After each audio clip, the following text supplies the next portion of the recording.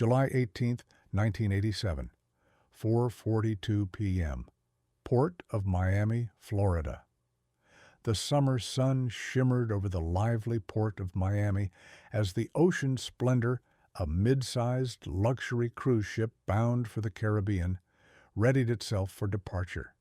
This voyage was its final trip before entering a month-long dry dock for maintenance. The pier buzzed with families waving farewell, couples sipping champagne, and crew members calling last boarding announcements.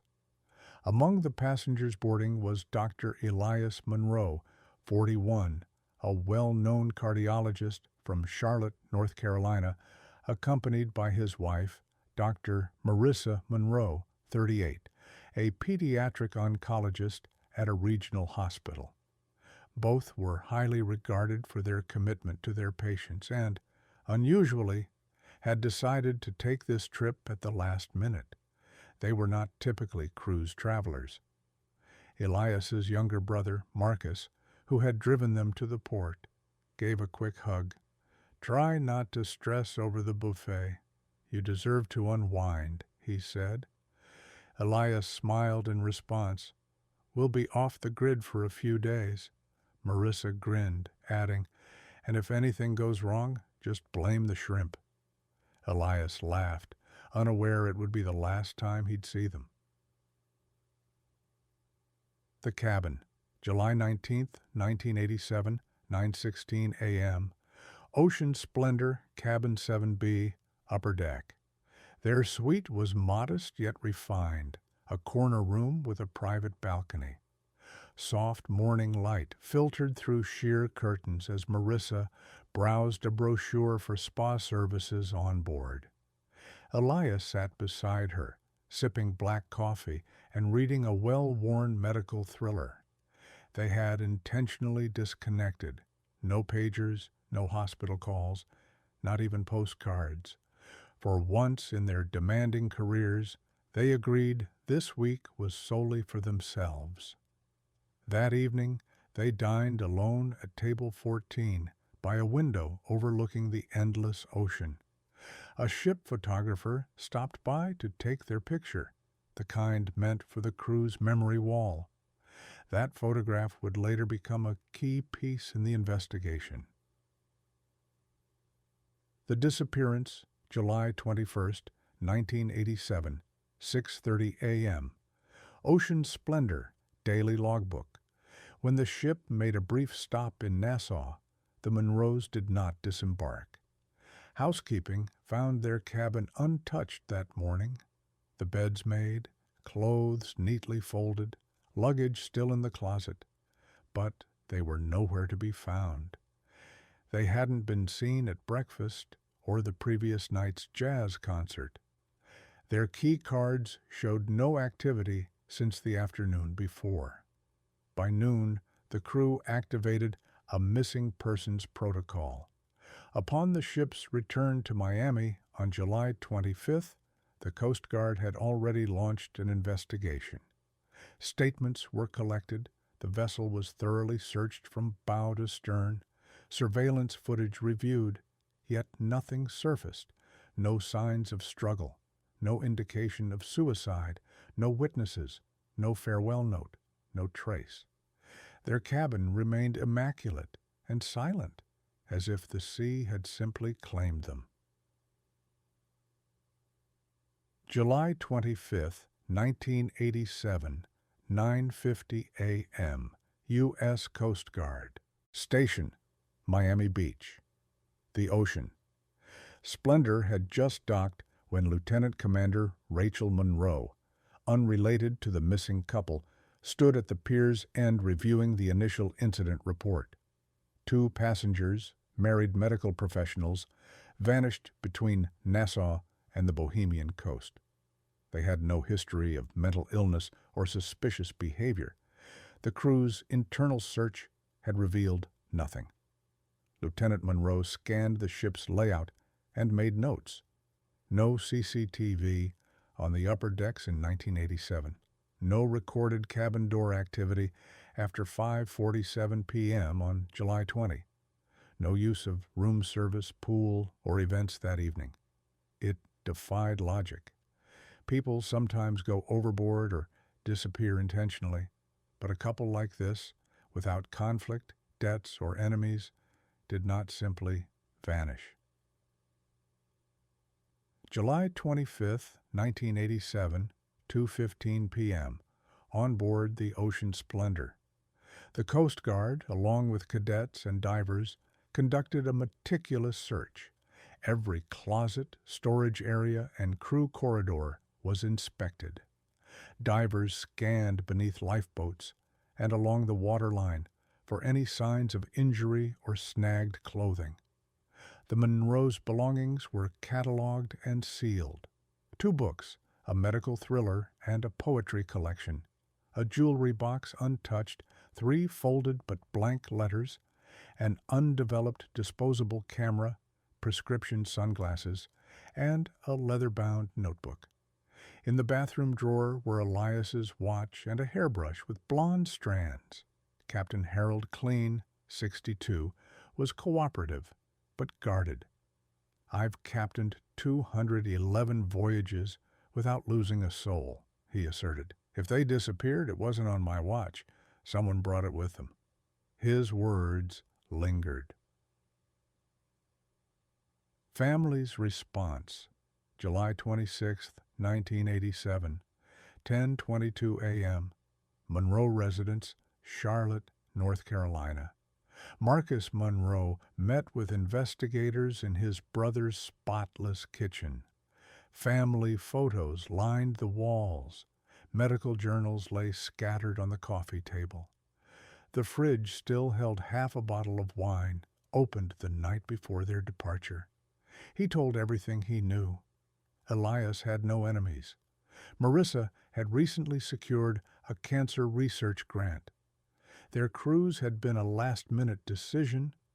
He recalled a peculiar detail from a pharmaceutical conference.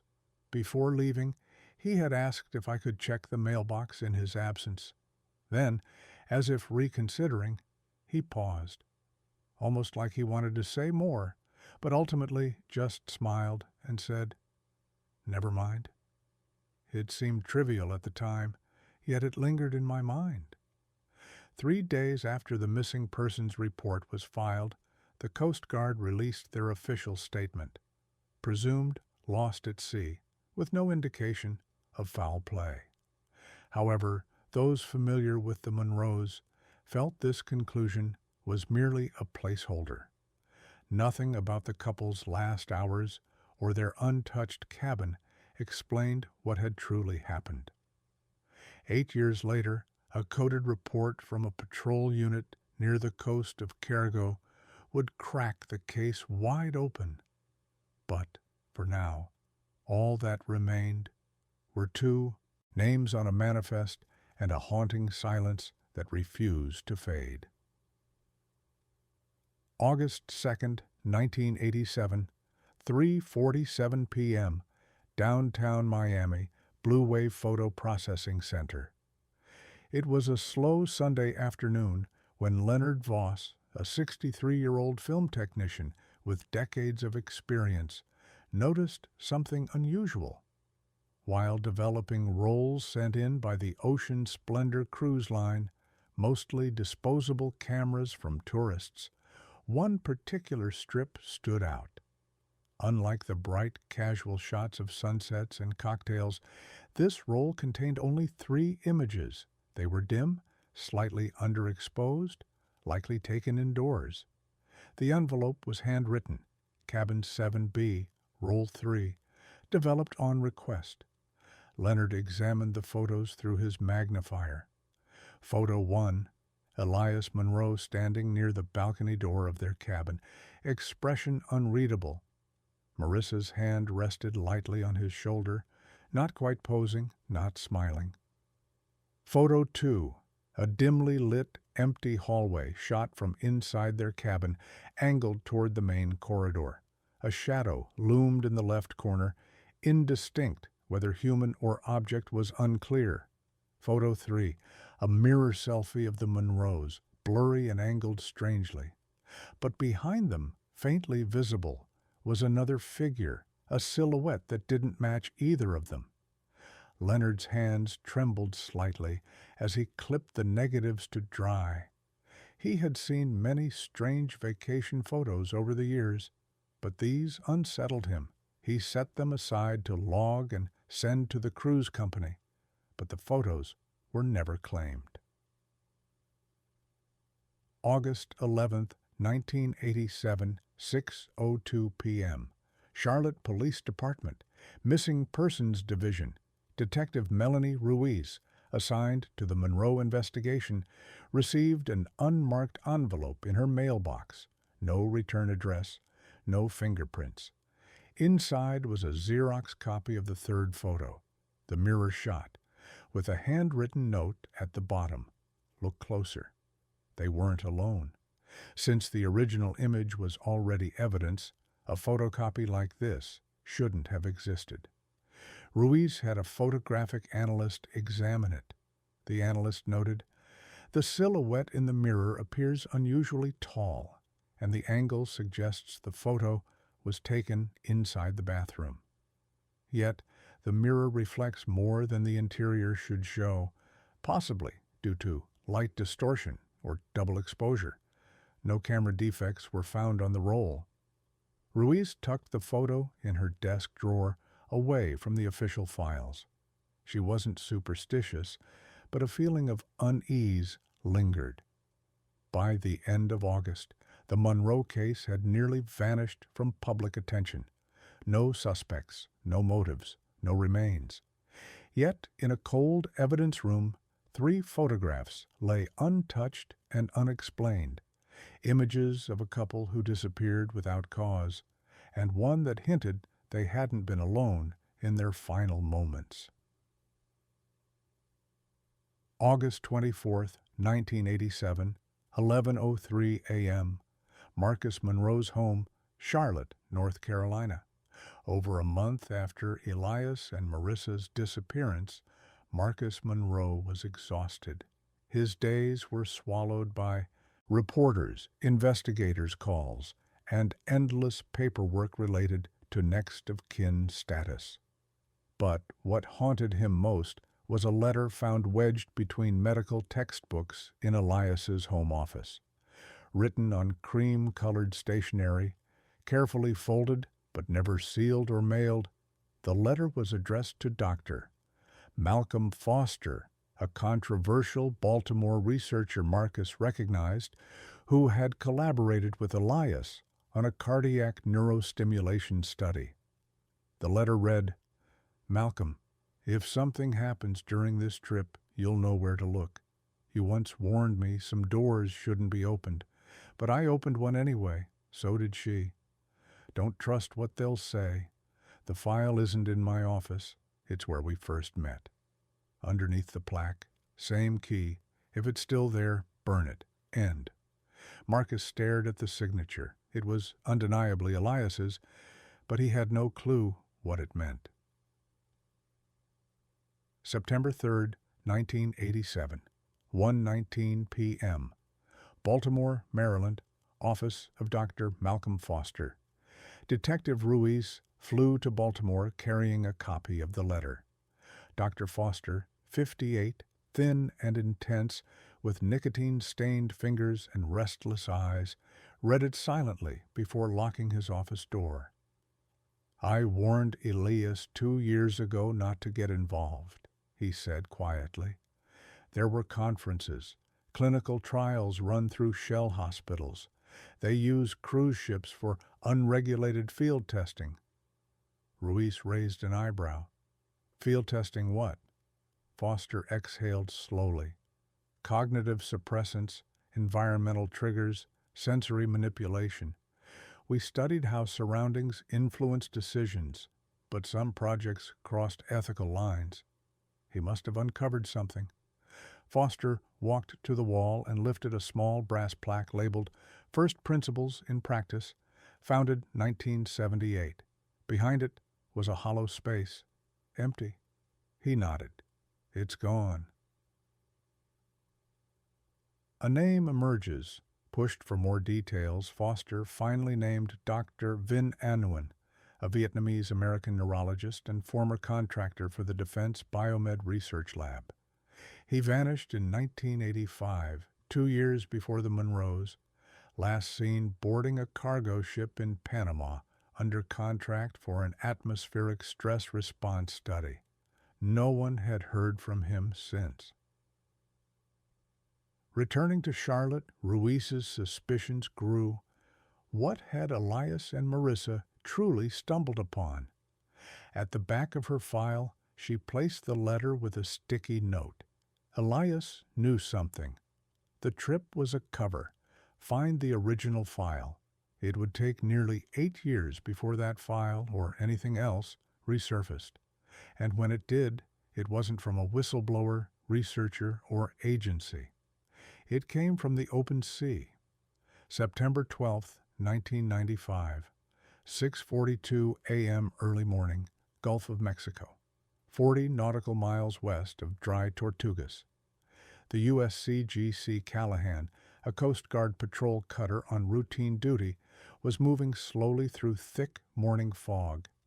Chief Petty Officer Luis Calderon, a veteran seaman with over 20 years of Gulf assignments, was monitoring the radar when something unusual caught his eye. An unregistered vessel, about 38 to 42 feet in length, drifting northeast with no engine activity. No transponder signal, no distress calls, no flags. Calderon quickly alerted the bridge. Captain Jenna Hoy ordered an immediate visual inspection. Within 15 minutes, the cutter closed the distance to the mysterious craft. A Monteverde-class pleasure yacht, gleaming white with some algae along the hull, but otherwise undamaged. The nameplate on the stern had been removed. No one was visible on board. Boarding the yacht, the boarding team found the vessel eerily quiet. No seabirds circling, no breeze stirring the rigging, no mechanical hum, only the soft slap of water against fiberglass.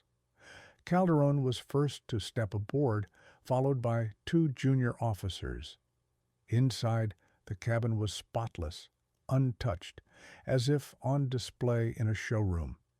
But when they opened the main storage compartment, they uncovered 2 duffel bags containing water-damaged passports, several medical journals, a stethoscope engraved with E. Monroe, and a sealed marine-grade container labeled Maritime Archive. DRK, level access only. The container was secured by a biometric lock. Tucked between cushions in the cabin sitting nook was a single 4x6 photograph. The photo, faded but dry inside a protective plastic sleeve, showed Elias and Marissa Monroe standing on a dock, likely just before boarding the Ocean Splendor. Behind them, almost hidden, was a third figure, mid-turn, half obscured, wearing a black blazer but with no visible face. On the back, handwritten in ink, were the words, "We never left the ship." Immediate response. Back on shore, the Coast Guard classified the find under a Level 3 anomaly protocol. The biometric container was handed off to a federal liaison. The Monroe case, officially closed as a cold file since 1992, was reopened as Incident R-876. Civilian disappearance with classified materials recovered. Detective Melanie Ruiz, now retired but quietly following the case, received a call that very night from a blocked number. The voice said only, "You were right, but it's bigger than the Monroes." Then silence. The yacht was seized and impounded. The container vanished into federal custody, yet copies of the photograph circulated quietly. Rumors reached old journalists, ex-contractors, and retired investigators like Ruiz. Something had come back, but had it ever truly left? Now the question wasn't just what happened to the Monroes. It was why were they allowed to be found? September 17th, 1995, 10:15 a.m. Charlotte, North Carolina. Ruiz's residence. Melanie Ruiz hadn't heard the name Monroe in years. She was tending her garden, soft jazz playing on the radio, peacefully retired. Then the phone rang. The caller identified himself as Adrian Keller, a federal liaison with the Department of Civil Maritime Recovery, a title unfamiliar to her. "We'd like to discuss the Elias and Marissa Monroe case," he said. Ruiz stiffened.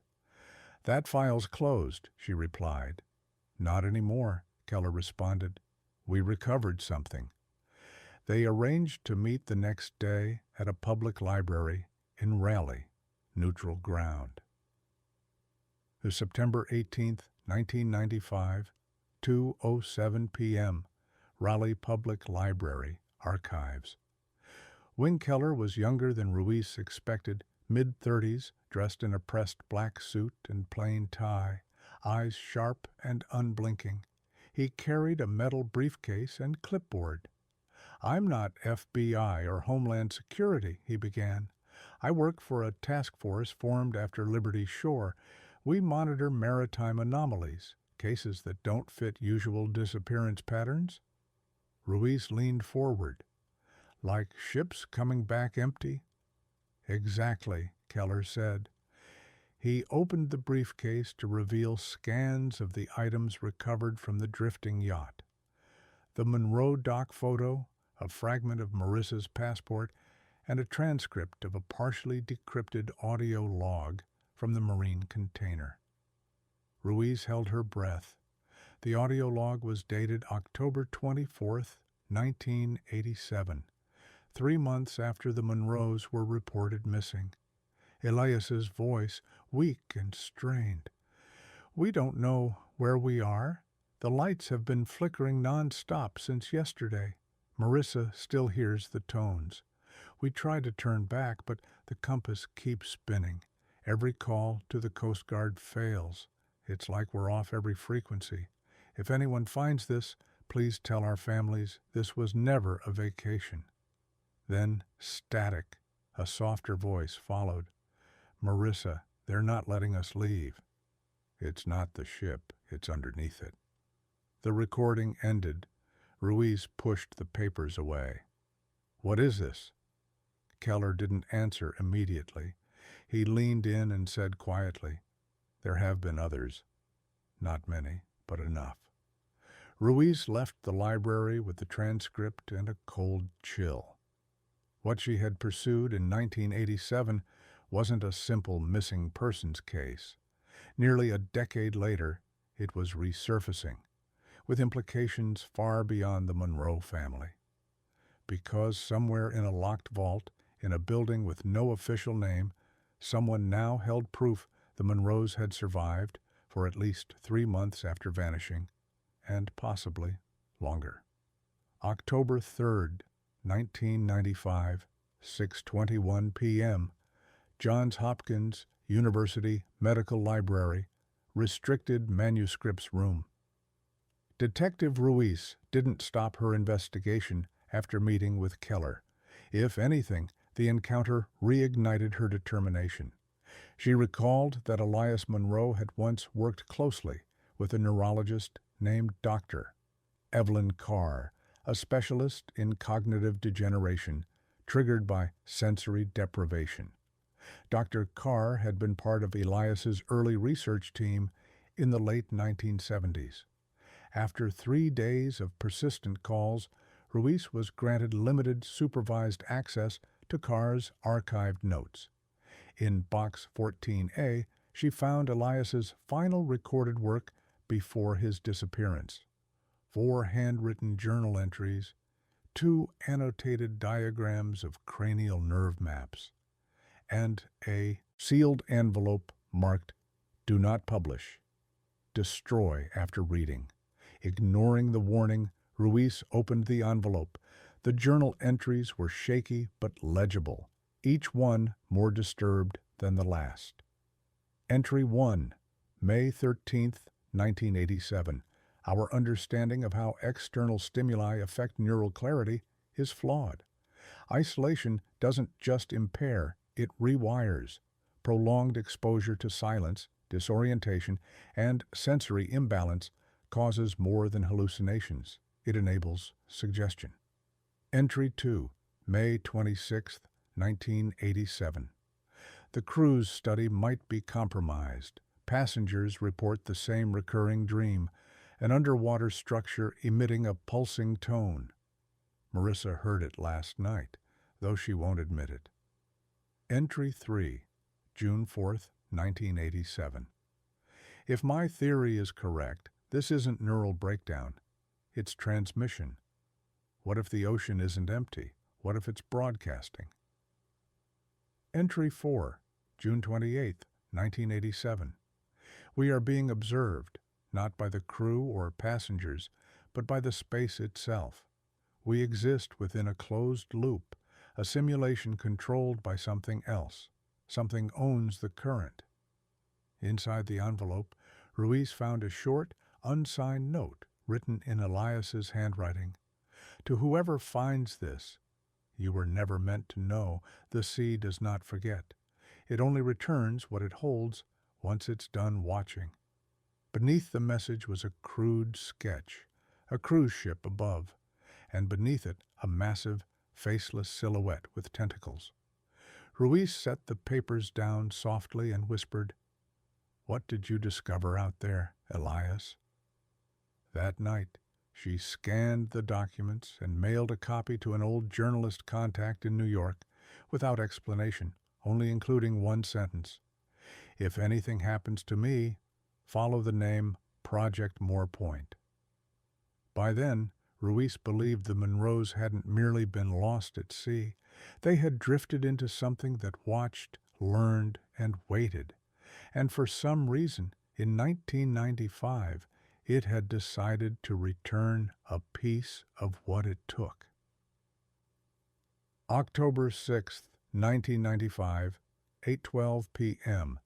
Biloxi, Mississippi, private residence of retired Chief Petty Officer Dean Holloway Ruiz, arrived without surprise.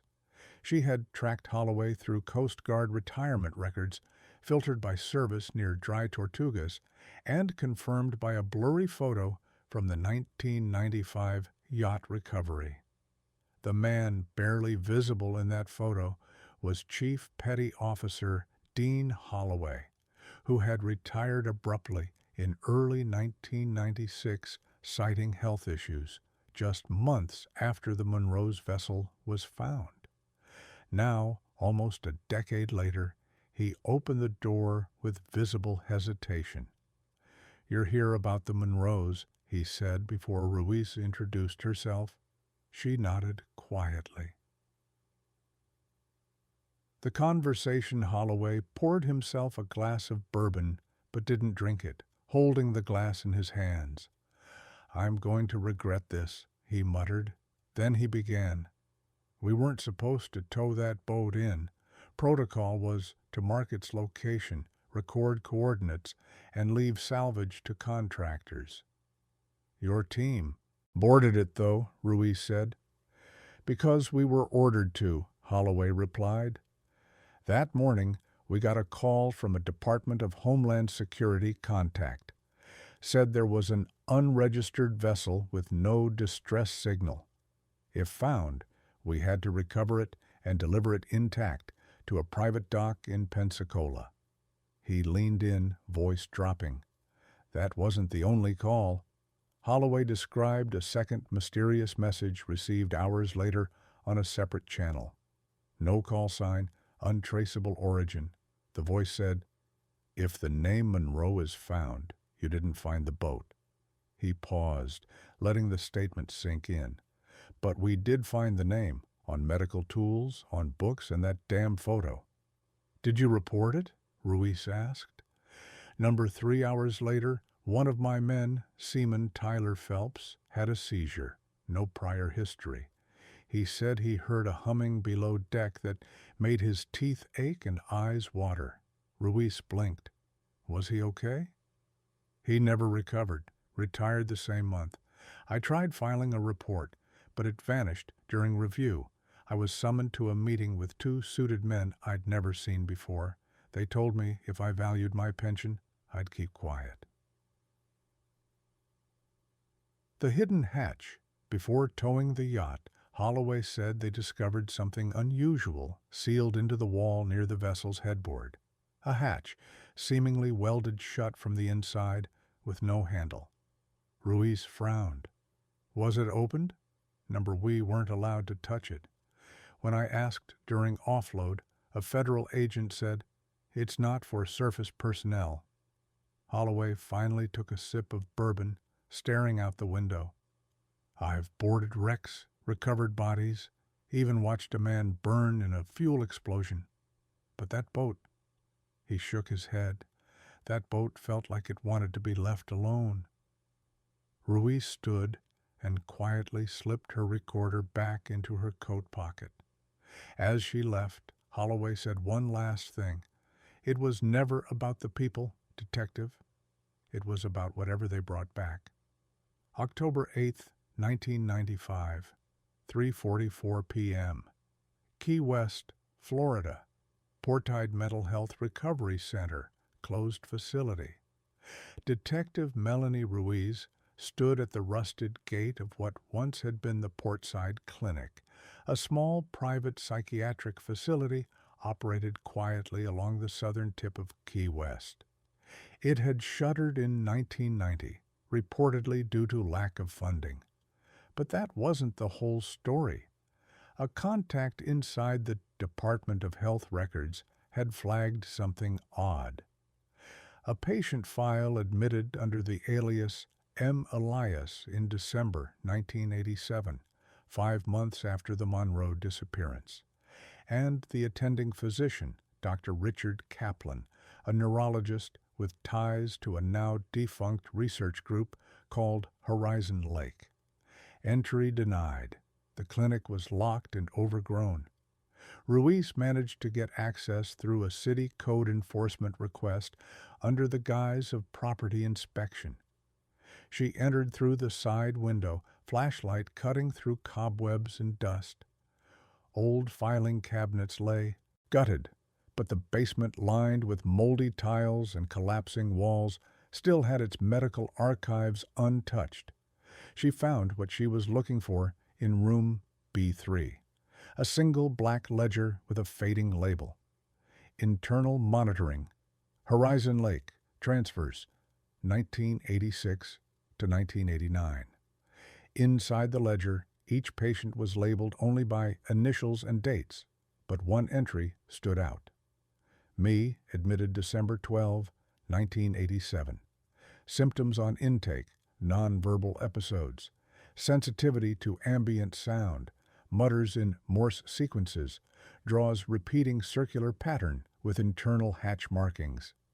Incident note 10,388. Patient pulled fire alarm at 3:14 a.m. Screamed, "It's under the floor." No prior verbal communication on file. Further down, a handwritten note added months later. Patient transferred to Northern Facility. Patient unfit for standard care. Order requested by C.M. Monroe. Ruiz froze. C.M. Monroe. Charlotte Monroe, Elias's sister. A name not found in any previous record. A ghost link, a hidden note. Tucked in the back of the ledger was a folded page, not part of any patient file. It appeared to be written by a staff nurse unsigned in pencil. They told us he was just delusional. But none of us had ever seen someone draw with their eyes closed, same shape every time. And the sound he made, it didn't stop when he slept. It pulsed like a sonar, like something responding. Back in her car, Ruiz placed the ledger on the passenger seat and looked at her notes. If Elias Monroe had been alive in December 1987, months after the declared disappearance, then someone had orchestrated more than a cover-up. Someone had redirected him, erased him from one system, and placed him into another. She circled a new name on her pad. Charlotte Monroe, last known residence, Baltimore, Maryland. October 11th, 1995, 1:27 p.m. Baltimore, Maryland, Midtown Residential Towers, Unit 7B. Ruiz stood outside a faded apartment door on the 7th floor of an aging high-rise. She had traced Charlotte Monroe, Elias's only known sibling, through outdated tax records, a decades-old alumni directory from the University of Maryland, and a single utility bill from 1994 that hadn't been forwarded or canceled. The door creaked open after the third knock. A woman in her 60s, thin, wiry hair pulled into a loose braid, blinked through thick glasses. "Charlotte Monroe?" Ruiz asked. The woman didn't confirm, but didn't close the door either. "I'm here about your brother." The reaction was immediate. Charlotte stepped aside. No questions, no introductions, just one sentence. I was wondering when someone would finally ask what she knew. Inside, the apartment was lined with books, folders, and maps. Newspaper clippings papered an entire wall. In the center, a worn photograph of Elias and Marissa standing on a marina dock, wind-blown, smiling. I was supposed to get a letter when he died, but it never came. Just rumors. Then, in 1988, I got a call from a man who wouldn't give his name. He said Elias was alive, but not the same. Ruiz asked if she ever saw her brother again. I did once from a distance. They let me watch him during a transfer from a private facility to a federal van. He didn't see me. Where was this? A clinic just outside Richmond. The name was burned off the building when I went back, but I remembered the sound. Ruiz frowned. The sound. Charlotte looked up. It was coming from him, like he was breathing in a different rhythm, like his lungs had learned a language we don't speak. The drawings. Charlotte handed Ruiz a box.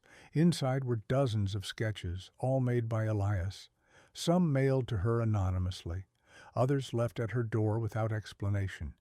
Each showed a recurring motif, a structure beneath waves, towers rising and falling, cables, eyes without faces, and always the same phrase scribbled in the corner of each. It hears. Louise thumbed through them slowly, chills creeping up her spine. These came after his disappearance. Charlotte nodded. All of them from 1989 to 1992. Then silence. Before leaving, Charlotte handed Ruiz one last item, a sealed cassette tape. "The man who called me sent this too," she said quietly. "Just don't play it near a radio." Ruiz accepted the tape with care. As she stepped back into the chill of the Baltimore air, a deeper realization settled in. This case wasn't only about a vanished couple or an abandoned vessel. It was about a frequency, a memory the ocean refused to bury. And now that memory was awakening again. October 12th, 1995, 6:03 p.m., Washington, D.C. Private Sound Lab, Columbia Heights. Ruiz was wary of using conventional playback equipment. Charlotte's warning, never play it near a radio, lingered in her mind. Whatever it meant, Ruiz wouldn't risk it. She entrusted the tape to Carmen Vega, a retired forensic analyst with the National Transportation Safety Board and a trusted expert from a prior case. Carmen's lab, tucked discreetly behind a repair shop, was analog and secure, the last of its kind in D.C. Carmen examined the tape as if it were an artifact. No label, no markings, no signs of wear. Whoever stored this knew what they were doing, she murmured. Ruiz asked, "Can you isolate the audio?" "No wireless, no cloud." Carmen smiled. "Welcome to the last analog lab." Feeding the tape into a restored reel-to-reel, Carmen pressed play. At first, static filled the speakers. Then emerged a low, uneven thrum, wet, hollow, mechanical, yet oddly human, like slow breathing. Carmen's hand hovered near the volume control. Then a whisper surfaced. It wasn't a word, it was a shape, an oscillating loop, rising and falling beneath frequencies almost imperceptible to the ear. Ruiz leaned closer. "Is it Morse code?" Carmen froze. "Number Morse is dots and dashes. This is liquid." She switched the monitor to spectral view. Beneath the waveform was a repeating visual pattern every 4.7 seconds, a spiral. Carmen applied filters, isolating high tones, flattening background noise, and flipping the audio spectrum. Then came a voice, male, distorted but unmistakably human. "We stayed beneath too long." The echo is permanent. She sees with her breath. "Tell C don't answer if she hears the humming. Tell her I'm not him anymore." Static swallowed the message, then silence. Rui sat back, stunned. Carmen removed her headphones and whispered, "That voice wasn't captured by a microphone. It was transmitted, extracted from a looped signal, embedded on this tape for years." Carmen examined the tape's magnetic alignment metadata. "This shouldn't be possible," she said.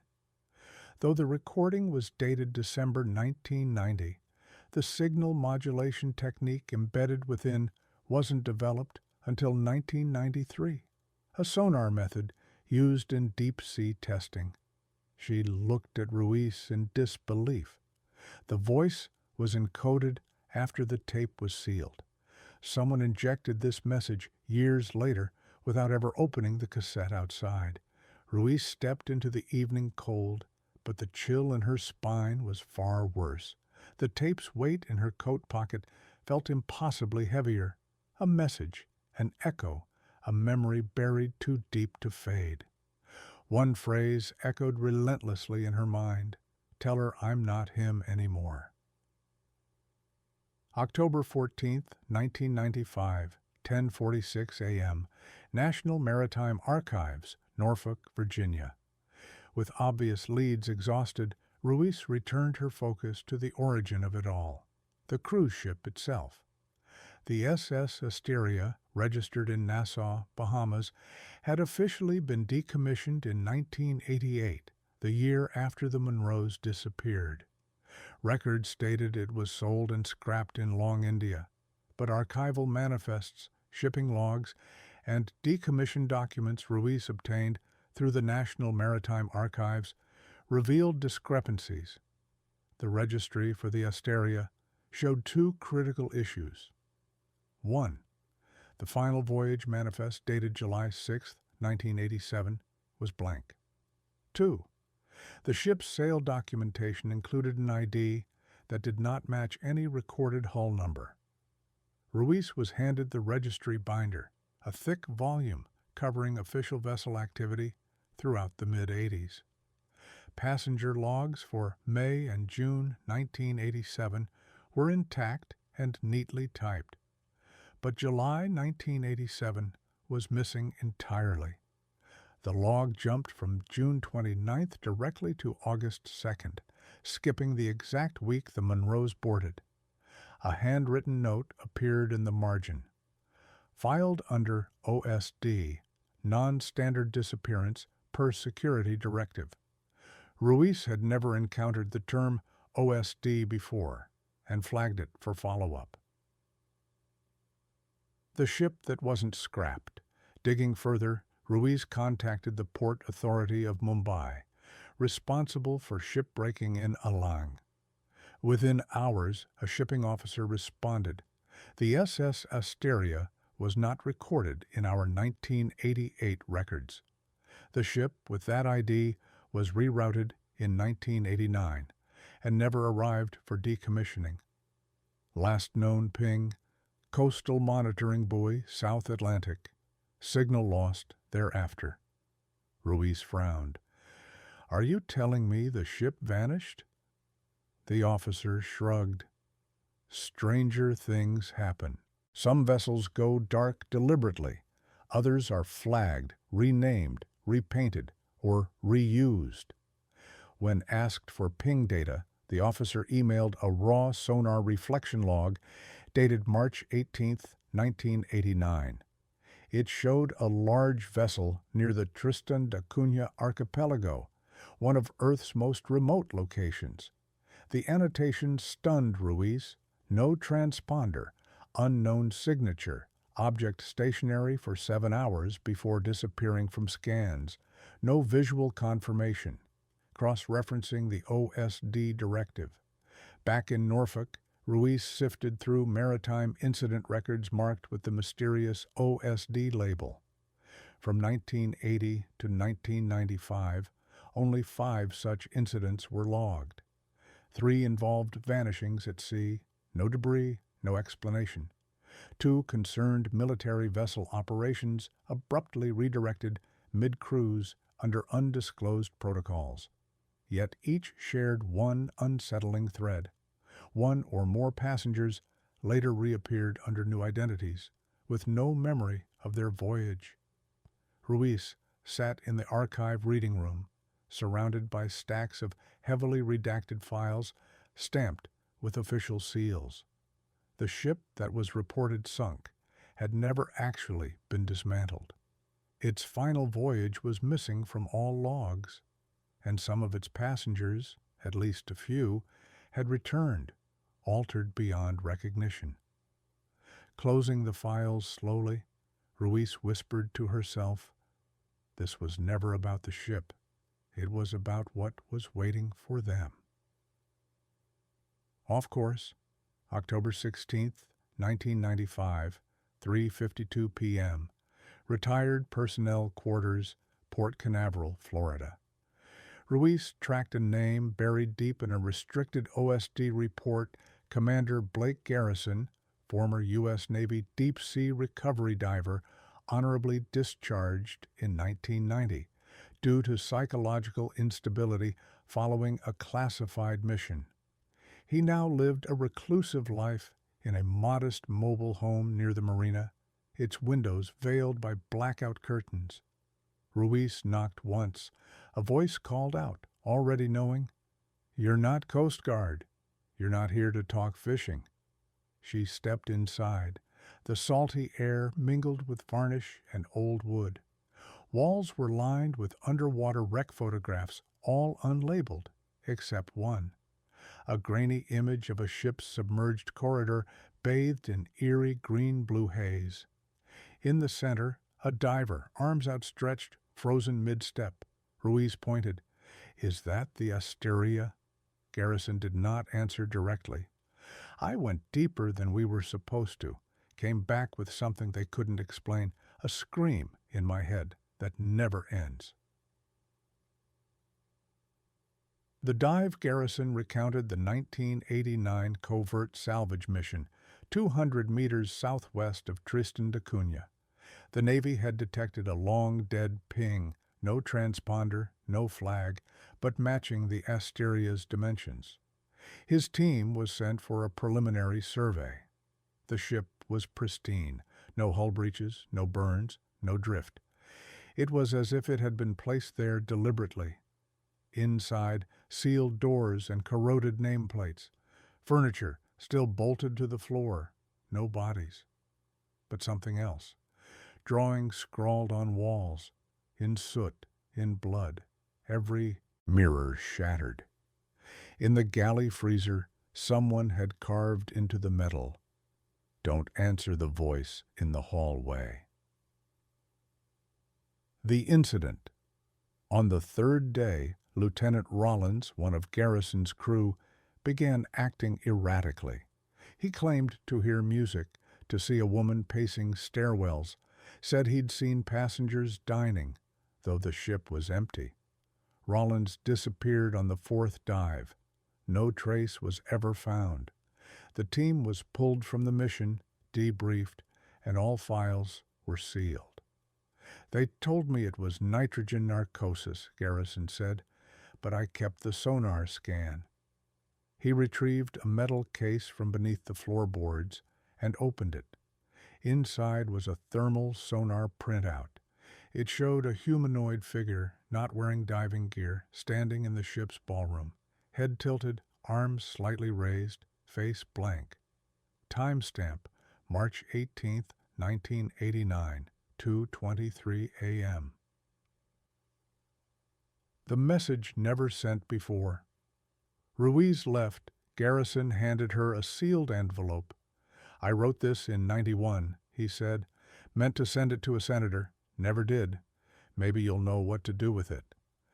Inside was a hand-drawn map tracing the Asteria's known route, with one anomaly marked in red. Beside it, a note read, "Something opened beneath the ship, and it didn't close when we left." Ruiz stood outside as the sun dipped into the ocean. The Navy hadn't buried the Asteria because it was lost. They'd buried it because of what was found aboard, and no one wanted it brought back to the surface. In her hand, the sonar printout seemed to pulse with warning.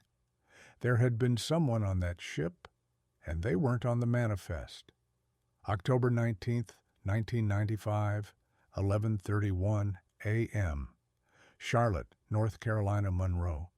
Residence Archive Ruiz revisited the original Monroe case files, determined to uncover something overlooked, something missing from the official reports. The storage box labeled simply M&E. Monroe, 1987, was weathered and dust-coated. Inside, the usual artifacts, boarding passes, cabin reservation copies, credit card statements, medical licenses. But tucked between two folded pages of Elias Monroe's travel journal, she found something unexpected, a second cruise ticket, nearly identical, handwritten rather than printed. The name on it was Evale. The ticket bore the same cabin number, 7B, but there were no digital records, no payment trail, no passport, just the name scrawled in ink alongside a seat assignment at the captain's gala dinner. Ruiz ran Evale through every database. No matches, no known aliases, no relatives, no licenses, no trace.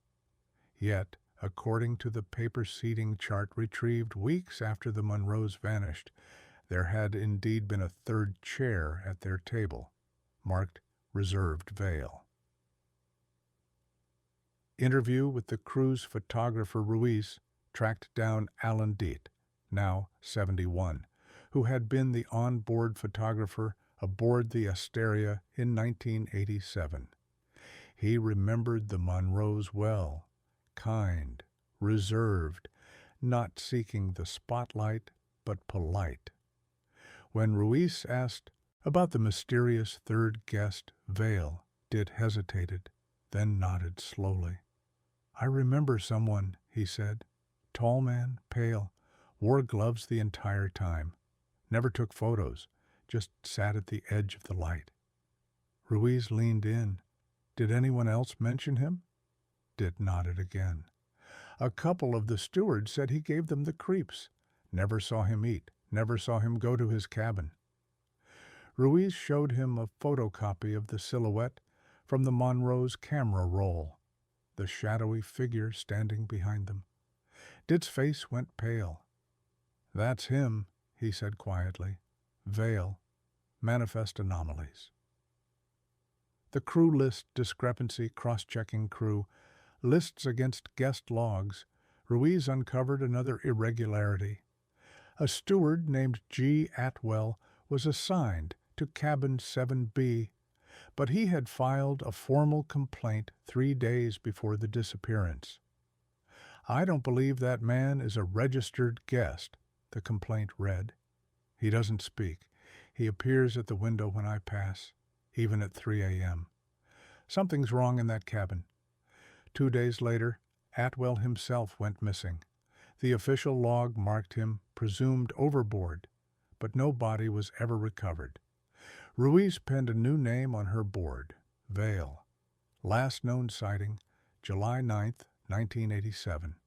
Seated beside the Monroes, vanished alongside them, not listed, not paid, but present. Beneath it, she scribbled, "What if the Monroes weren't the only ones who disappeared, but the only ones we noticed?" October 21st, 1995, 9:12 p.m., Dockside Motel, Norfolk, Virginia. Ruiz played the cassette from Charlotte Monroe's box for the third time. The tape, warped and filled with static, was labeled only with a black X. She'd transferred it to digital to preserve the fragile sound. There was no introduction, just the unmistakable click of a recorder and the deep inhale of a man preparing to confess. "If you're hearing this, it means I couldn't keep it contained. My name is Elias Monroe." The voice was ragged, but unmistakably his. Ruiz paused the audio, heart pounding. Elias Monroe had been presumed dead for 8 years, yet here he was, speaking clearly, if nervously, into a recorder. She pressed play again. "The cruise and the passenger. We boarded the Asteria under our real names. Marissa insisted, said if we were going to take a break from the madness of the hospital, we'd do it honestly. The first 2 days were perfect. Ocean breeze, no charts to read, no patience, just her laughter. Then the man arrived. He sat across from us at dinner, said his name was Vale. He didn't shake hands, he didn't blink often. And he knew things about us, details from our past we'd never spoken aloud. Marissa said he gave her nightmares, hallways that wouldn't end. By day 4, the ship had changed. The walls felt tighter, as if closing in. Mirrors fogged over even when dry. Voices echoed through empty corridors. Crew members whispered of engine stalls and strange time delays. One night, we woke abruptly. Our clock read 2 a.m., but the hallway clocks showed 4:13. Outside, darkness, but not night. No stars, no moon, just a dull, muted gray like being underwater. And Vale was there, in the hallway, watching. Always watching. What he saw below deck was worse. The lower decks were sealed off, but I found a hatch near the kitchen service corridor, unlatched. I went down alone. The corridor was pitch black, but somehow I could see shapes, shadowy, shifting. I reached a chamber, circular and metallic, breathing like a lung. At the center, a pillar of water spun slowly. Inside it, a figure. It saw me. Even without eyes, it saw me. It spoke, not with words, but with gravity, with pressure. "You were meant to find me." The final hours. Marissa wanted off the ship, but it was too late. We were far beyond the usual route.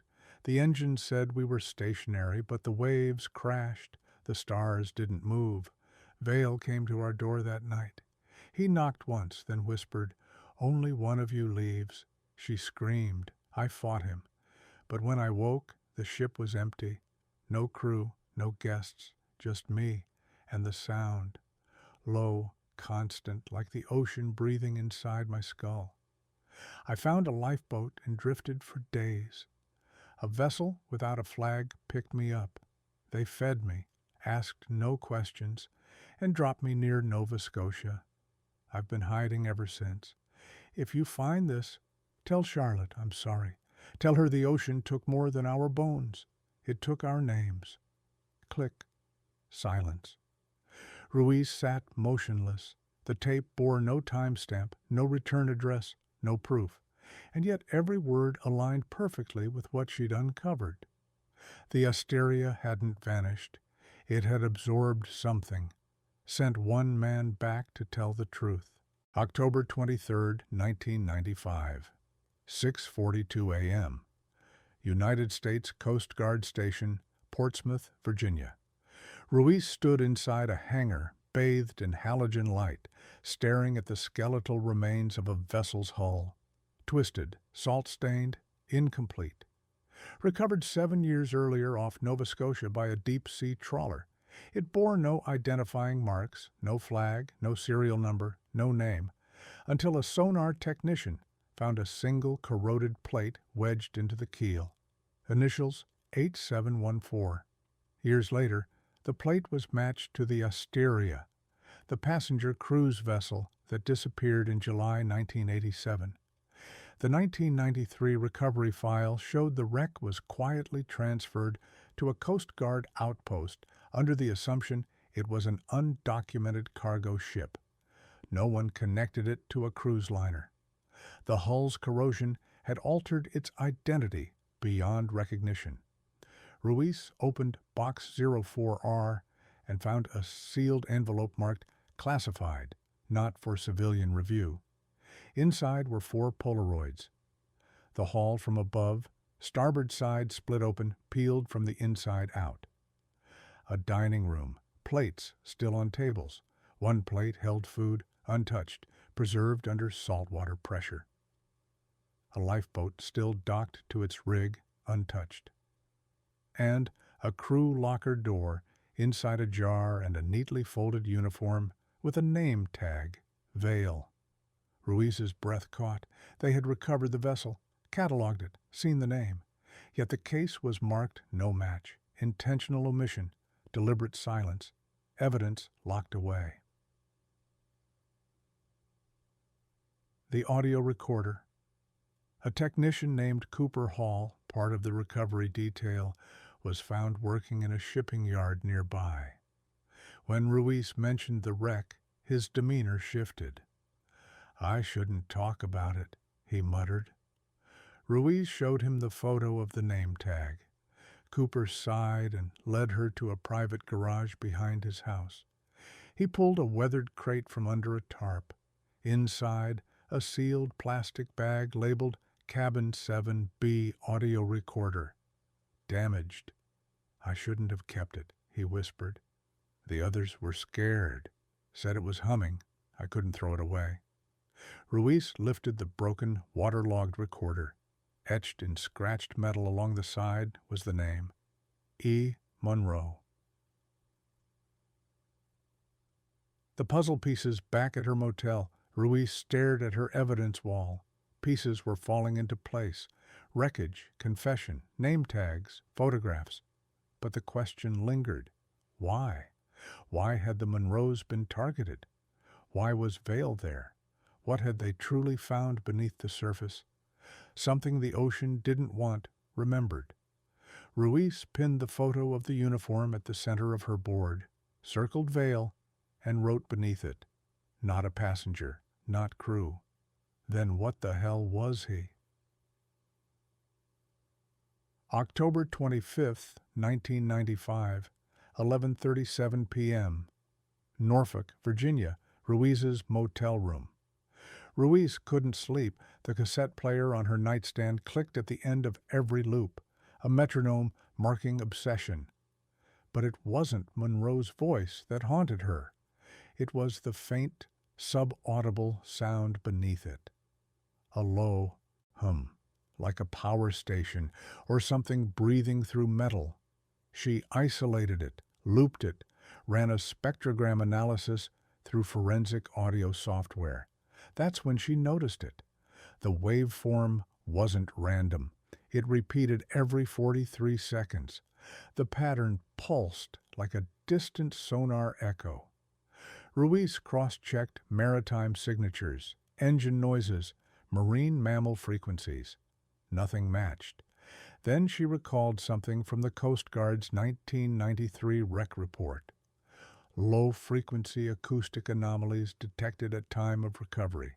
Dismissed as whole reverberations. They had heard it too, and ignored it. Ruiz contacted an old sonar analyst at NOAA, Kendra Abbas, who owed her a favor. She sent the waveform. An hour later, Kendra called back, her voice flat, unreadable. "Anna, that signal's not random. It's encoded." "Encoded how?" Ruiz asked. "Think of it like a heartbeat," Kendra said, "but mechanical. It's not a distress call. It's a location marker." Ruiz stood in silence as Kendra continued. It's been broadcasting for years, always from the same sector off the Bermuda Ridge, just below the sonar threshold.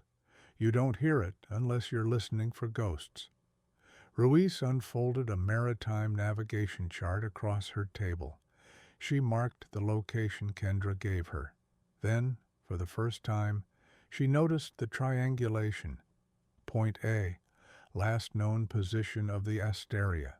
Point B, wreck recovery site off Nova Scotia. Point C, the broadcast location.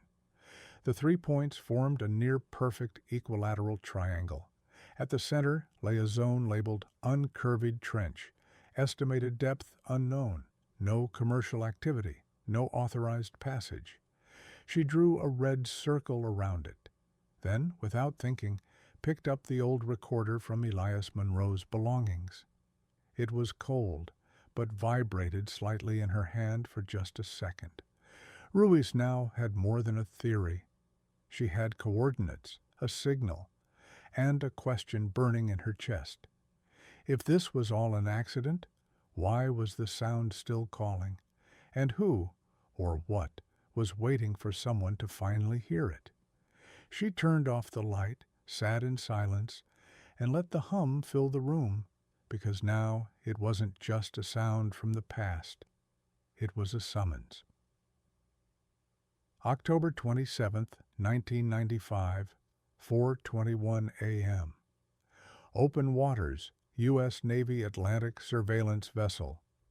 Triton Echo Ruiz wasn't technically allowed on board, but after flashing her badge and invoking the 1987 missing persons case involving 2 American doctors, a sympathetic Navy officer, Commander Lyle West, agreed to let her monitor sonar sweeps from a secured position below deck.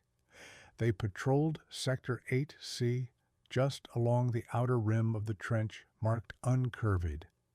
That's when the signal came through. Not from the depths, but from the surface, the ghost in the mist. Radar operator Petty Officer Mara Jensen was the first to see it, a vessel appearing on their screen at 0436, just a few nautical miles ahead.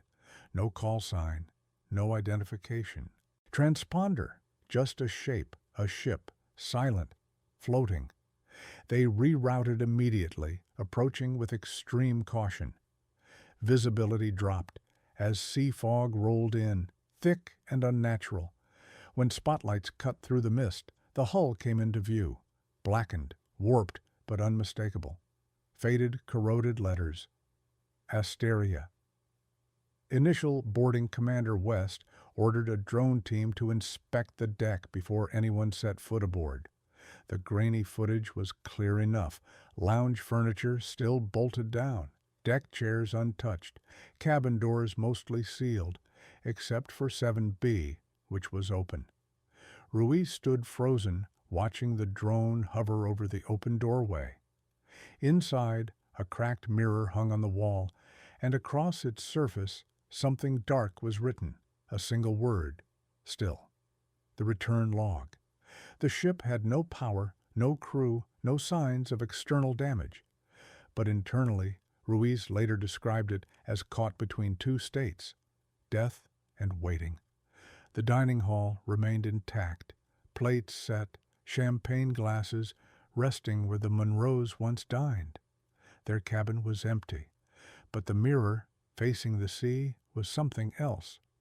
When Ruiz stood in front of it, the hum returned, stronger now. Her radio buzzed with static, then a faint, distorted male voice, almost too faint to catch. She recorded it, played it back twice, then again. The voice repeated one word. Anna. She didn't know how, but it was Elias Monroe's voice, calling from a place beyond understanding. Vanishing act. The Asteria vanished from radar that night. No wake, no storm, no evidence it had ever been there, except for the recording on Ruiz's handheld tape recorder. She returned to shore with a crew that refused to speak of what they had seen. Commander West transferred out 2 weeks later. Ruiz filed the evidence under ongoing investigation, but she never stopped checking sonar feeds, never stopped listening to the hum, because now she believed the Asteria didn't disappear. It was taken, and sometimes it comes back, not to be found, but to find someone else. October 31st, 1995, 3:03 p.m.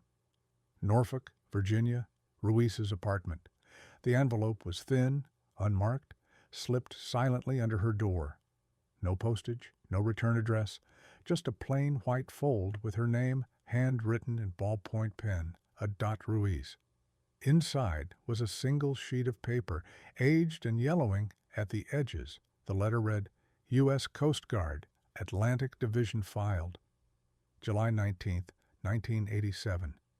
Addressee, Captain J. Bering Confidential Handling required. The typed memorandum addressed the commanding officer of the U.S. Coast Guard Atlantic Division.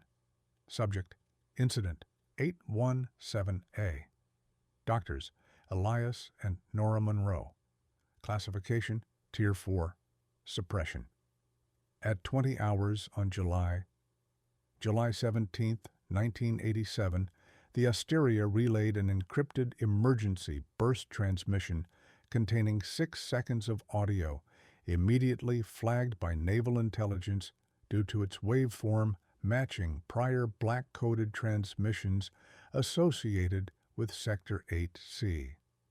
Contents of the audio had been transcribed and sealed under Directive Omega 17. At 206 hours, the ship ceased all communication. No distress beacon activated. Satellite surveillance recovered thermal signatures consistent with an electromagnetic discharge localized within a 0.5 nautical mile radius. Last known location, 37.33 degrees north, 65.71 degrees west. Orders received from Washington: do not engage, do not pursue. Archive under discretionary protocol. Lieutenant Commander Edwin Foss, Naval Oversight Unit, East Atlantic. Ruiz's hand shook as she read. This was no rumor, no whispered theory. It was documentation. It proved 2 undeniable facts. The Asteria hadn't just vanished. It had sent a signal, and the U.S. government had known about it all along, and kept it secret. Ruiz turned over the page. A faint handwritten note was scrawled at the bottom, likely by someone inside the system who couldn't stay silent. I don't care what they say. The ship wasn't empty. The audio contained a name. It said Elias. He was still alive when it happened. No signature, just a scratched-out symbol. Delta 8C. Ruiz sat back, heart pounding, the letter trembling in her hand. The case was never closed because it was never meant to be solved. She placed the sheet carefully in her encrypted case file alongside the audio clip, the sonar map, and the still frame of Cabin 7B's mirror. And then, in her journal, she wrote, They knew. They knew from the beginning. This wasn't an accident. This was a warning. She didn't know who had sent her the letter, but she knew what it meant. She wasn't alone, and someone else out there wanted the truth to be found. November 3rd, 1995, 6:12 p.m. Woods Hole, Oceanographic Institution, Massachusetts. Detective Anna Ruiz arrived under the cover of dusk. She had driven overnight. No calls, no notifications. Only one person knew she was coming. Dr. Alina Wilcox, a marine geophysicist who had quietly studied unexplained anomalies off the Bermuda Ridge for nearly a decade. When Ruiz showed Wilcox the spectrograph recording from the Asteria and the repeating waveform signal, Wilcox didn't blink. She simply said, "That's not sonar. It's geo-locked communication, and it's not broadcasting randomly. It's waiting for a response." The unmarked coordinates. Wilcox led Ruiz into a secured sublevel beneath the oceanographic lab. Behind a series of sealed cabinets, she opened a drawer filled with classified bathymetric charts. She pointed to a spot deep within the trench marked on Ruiz's map weeks earlier. "This zone has no depth reading," Wilcox said. "How deep is it?" Ruiz asked. "We don't know," Wilcox replied. But one of the last readings returned a pressure index that would have crushed a steel hull. Ruiz leaned in closer. The area on the map wasn't labeled, but next to it, scrawled in red ink, years old and faded, were 4 ominous words: "Do not broadcast here." The black recorder Wilcox showed Ruiz something else. In 1992, a remote signal buoy left behind by a NOAA submersible had picked up a brief reply from the trench, 3 full years after the last signal transmission from the Asteria. The reply wasn't voice, it wasn't sonar, it was something else entirely. It was a pulse. And then embedded within it, a low-band audio burst. Wilcox hit play. The tape was rough, distorted, buried in static, but beneath the noise, a phrase emerged, a woman's voice, screaming, then whispering, "Please, this isn't where we're supposed to be." The timestamp matched the exact date the Coast Guard recovered the Monroe's belongings in 1995, down to the hour. The fabric of memory Wilcox had a theory, one she never published. There are zones in the ocean where memory and time behave differently.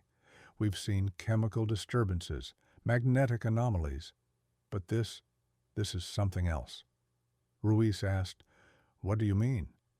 "I mean they're not just lost," Wilcox said, voice low. "They may be trapped in a loop somewhere between presence and erasure. And the longer they're there, the harder it becomes for them to return." Ruiz sat with that thought. That Elias and Nora Monroe, both doctors, both logical, both real, might have been conscious far longer than anyone imagined. Ruiz left Woods Hole just after midnight with a copy of the black recorder's file, a photocopy of the chart marked "Do not broadcast here," and a new name burned into her notes: Project Threshold Site Echo. She didn't know what it meant, but someone did. And now, more than ever, she was convinced. This was never about the ship. It was about what the ocean was trying to hide and what it had already swallowed whole. November 6, 1995, 9:03 a.m. Bahia de Hobos, Puerto Rico. Civilian research diver Carlos Mendoza had come into focus. Ruiz flew down unannounced, chasing whispers. An old 1990 article mentioned Mendoza, a civilian contractor who claimed to have found a metallic anomaly 400 meters below sea level near the Puerto Rican shelf, a site loosely corresponding to the threshold echo zone. Local Marine institutes dismissed him. The government never followed up. But Mendoza kept his records, notebooks, dive logs, and one deteriorating VHS tape recorded from his helmet cam. The tape played in Mendoza's small workshop behind the docks. Rusting tanks lined the walls. Ocean charts littered the floor. The TV barely worked. The footage was murky at first, bubbles, muffled audio. Then a structure, smooth metal, angled, no corrosion. A shape not formed by geology. "That's what I found," Mendoza said quietly. "It wasn't a wreck. It was anchored to the ocean floor." Ruiz watched as the diver, him, approached a hatch-like opening in the structure. Suddenly, the video cut to black. "What happened?" Ruiz asked. Mendoza hesitated, then whispered, "I don't remember." The surface report confirmed it. Mendoza's boat partner, Luis Estrada, said Carlos surfaced in a panic, bleeding from the ears, incoherent, screaming about a voice in his headset that wasn't human. "I wanted to bring him in for a scan," Estrada said, but he was calm 5 minutes later, too calm like someone flipped a switch. The following week, Mendoza was offered a job out of nowhere with a private research firm based in Maryland. He declined. 2 days later, they came anyway. Mendoza pulled out an envelope sealed in plastic. "They gave me this," he said, handing it to Ruiz. Inside was a signed confidentiality agreement. The company listed Echelon Maritime Systems, a known subcontractor for North Point Systems, the same firm behind the construction of Quadrant C in the Harper fire case. The threads were weaving together, from Detroit to Puerto Rico to the Atlantic Shelf. They called it a ghost signature, said the anomaly was transmitting a dead frequency, but only when it detected life nearby. Before Ruiz left, Mendoza handed her a copy of his dive coordinates. They matched Sector 8C almost exactly, just farther south.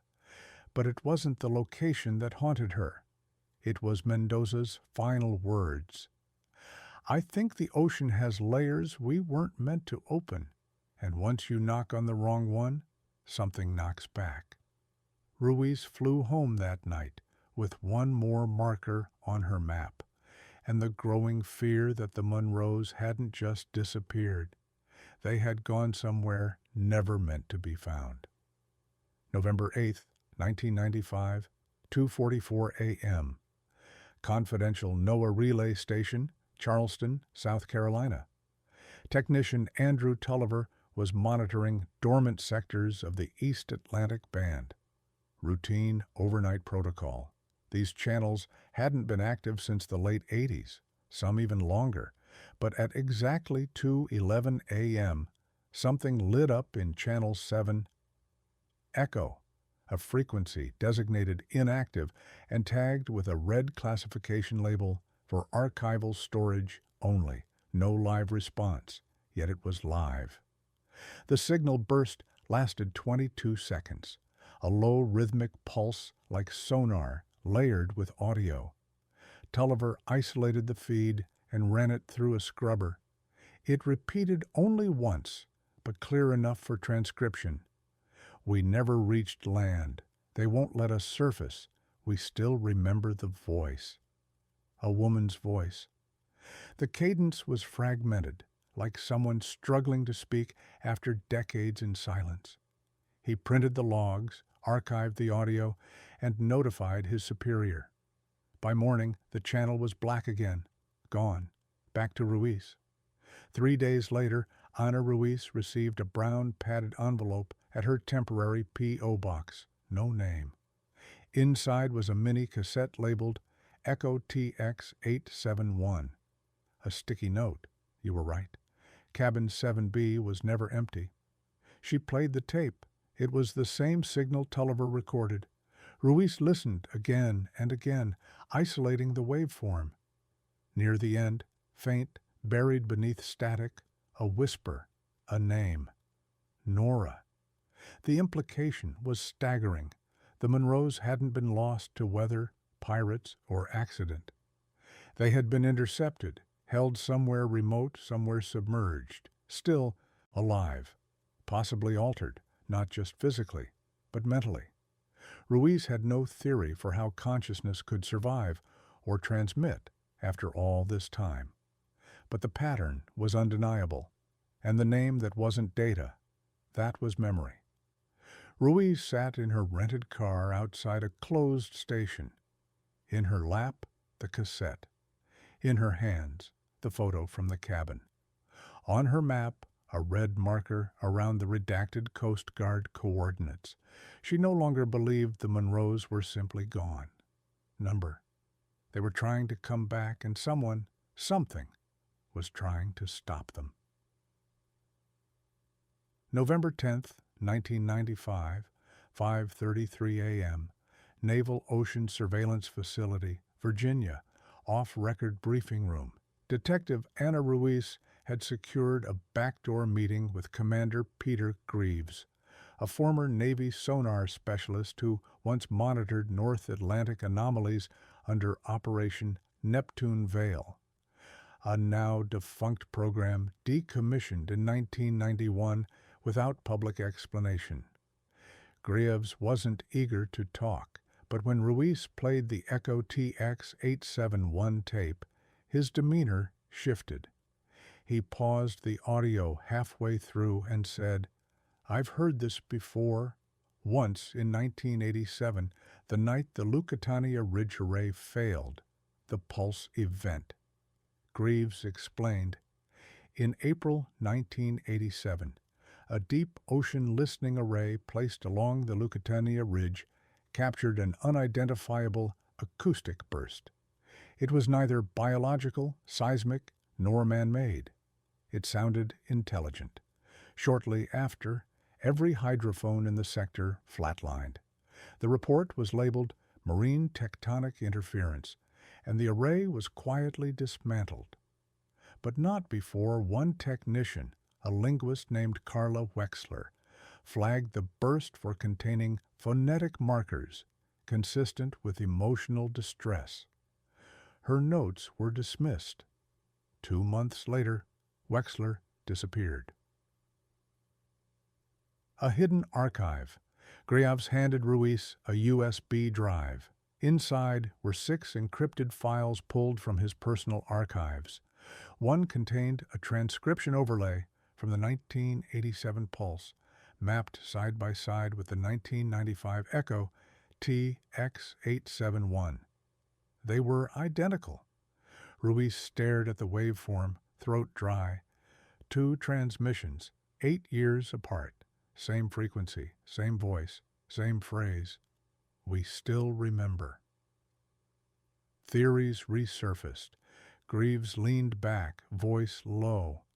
There was a fringe theory back then, something stored in those trenches, not just wreckage, not even bodies, but memory. Consciousness somehow suspended, degraded, like a corrupted file looping endlessly. He looked up at Ruiz. "The sea doesn't forget, detective, and sometimes it doesn't forgive." Ruiz left the base at sunrise with the drive, the chart, and a phrase etched into her notebook: Lusitania Ridge Relay Site, Blue 9. She didn't know what she'd find there, but she knew what she had to do next. Contact a vessel.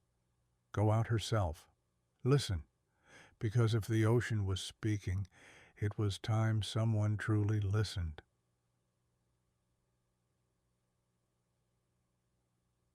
November 14th, 1995, 6:02 a.m., aboard Nereus, 2, Atlantic Ocean and Mindwise, route to relay site Blue 9.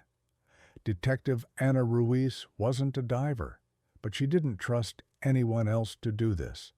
She chartered the Nereus 2, an independent oceanographic vessel operated by a 3-person crew who asked few questions, as long as the payment cleared and the mission stayed off the books. The coordinates were precise: 39.1 degrees north, 30.7 degrees west, just east of the mid-Atlantic ridge. By 9 a.m., they were in deep water. Blue 9 was no longer just a theory.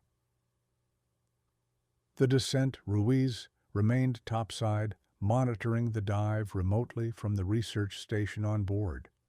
The submersible Aquar 1 was piloted by Captain Lionel Ashby, a seasoned deep-sea operator with classified missions in his resume and no patience for superstition. He descended alone, 7,000 feet, 9,000 feet, 11,400 feet. At 12,200 feet, the first anomaly appeared.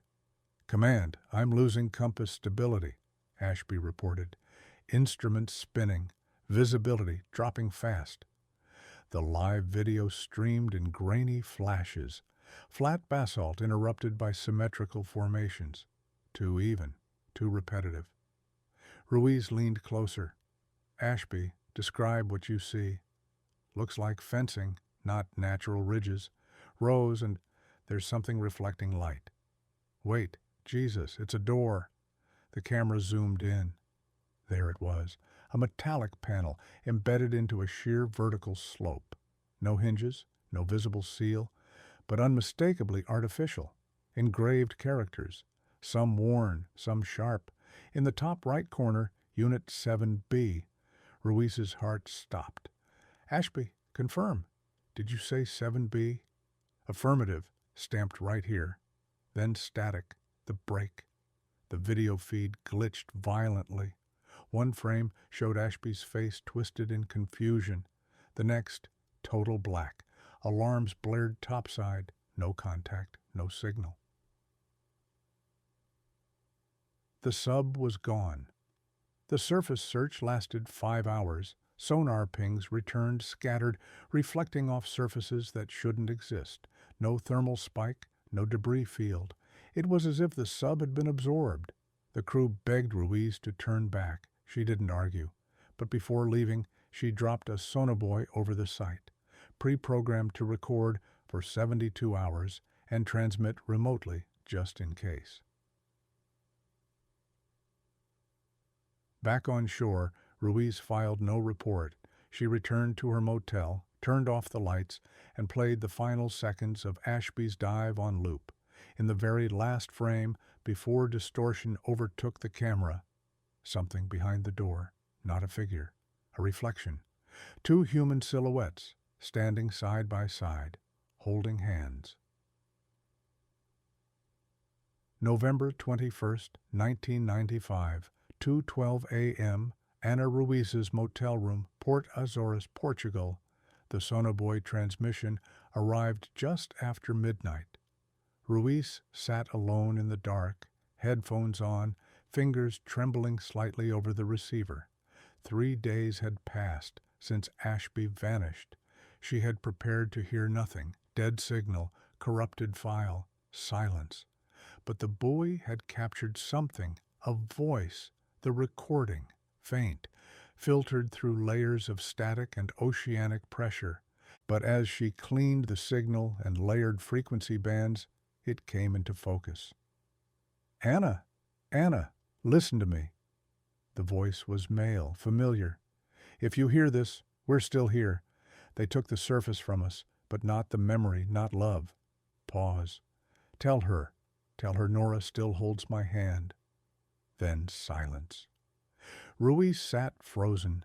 The timestamp matched the exact hour the buoy passed over Blue 9. The meaning. It wasn't a ghost signal. It wasn't a sonar reflection or feedback loop. It was real-time transmission. Someone, something, had spoken through the deep. They knew her name. They knew Nora's name. And more importantly, they remembered. That broke every rule of physics. But it confirmed one truth Ruiz had long suspected. The Monroes didn't die. They were taken, preserved, perhaps willingly, perhaps not. Closure of a kind. Ruiz wrote her report, but she never filed it. She burned the tape, deleted the drive, bought a new notebook, a new name, and disappeared from government service 2 months later. Her final words scribbled in the margin of her journal. Cabin 7B was never empty. It was waiting. Somewhere beneath the Atlantic Ridge, near Relay Site Blue 9, a signal still flickers once every 72 hours, a repeating ping no agency claims, no satellite archives, a whisper in the deep, a memory etched into the salt, and 2 names that still hold hands beneath it all. Dr. Elias Monroe, Dr. Nora Monroe.